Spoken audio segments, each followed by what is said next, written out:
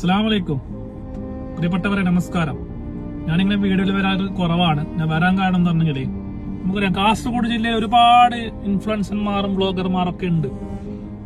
കാസർഗോഡ് ജില്ലയിൽ നമ്മൾ അഭിമുഖീകരിക്കുന്ന ഏറ്റവും വലിയ പ്രശ്നം ആരോഗ്യരംഗത്താണ്. മംഗലാപുരത്തെ ആശ്രയിച്ച് ജീവിക്കേണ്ട ഒരു ഗതികളിലാണ് കാസർഗോട്ടുകാർ. ഇനി കാസർഗോഡ് എത്ര ഹോസ്പിറ്റൽ വന്നാലും, പ്രൈവറ്റ് എത്ര ഹോസ്പിറ്റൽ തുടങ്ങിയാലും അവസാനം അവർ പറയുന്നൊരു വാക്കുണ്ട്, മംഗലാപുരം കൊണ്ടുപോകണം.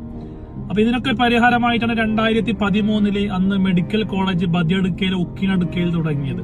അത് ഇന്ന് വരെ പണി പൂർത്തിയായിട്ടില്ല, തുറന്നു കൊടുത്തിട്ടില്ല. അന്ന് പ്രഖ്യാപിച്ച ആ സമയത്ത് പത്തനംതിട്ടയിലൊക്കെ അതിന്റെ പണിയൊക്കെ കഴിഞ്ഞ് തുറന്ന് പ്രവർത്തനം ആരംഭിച്ചിരിക്കുകയാണ്. കാസർഗോഡ് മാത്രമാണ് അത് പ്രേതാലയമായി ഇന്ന് നിലനിൽക്കുന്നത്.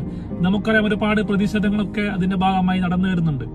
അപ്പൊ നമ്മളെല്ലാവരും ഒറ്റക്കെട്ടായി നിന്നുകൊണ്ട്, പ്രത്യേകിച്ച് ഇൻഫ്ലുവൻസർമാർ, ബ്ലോഗർമാർ, ഭരണ സംവിധാനങ്ങളിലുള്ളവരൊക്കെ ഇതിനു വേണ്ടി രംഗത്തിറങ്ങിയേ മതിയാവും. കാരണം ഓരോ ദിവസവും വാട്സപ്പ് ഗ്രൂപ്പുകളിൽ ചികിത്സിക്കാൻ പണമില്ലാത്തതിന്റെ പേരിൽ എത്രയോ പാവങ്ങൾ, എത്രയോ കാസർഗോട്ടുകാരായ എത്രയോ മനുഷ്യർ ചാരിറ്റി പിരിവിന് വേണ്ടി ചികിത്സിക്കാൻ പണമില്ലാതെ അങ്ങനെ മരണം പോലും സംഭവിച്ച കാര്യങ്ങളൊക്കെ കഴിഞ്ഞ ദിവസങ്ങൾ ഉണ്ടായിട്ടുണ്ട്. ചികിത്സിക്കാൻ പണമില്ലാത്തതിന്റെ പേരിൽ മനുഷ്യജീവനുകൾ പൊലിയുന്ന ഒരു ഗതികേട് നമ്മുടെ ജില്ലയിലുണ്ട്, കാസർഗോഡ്.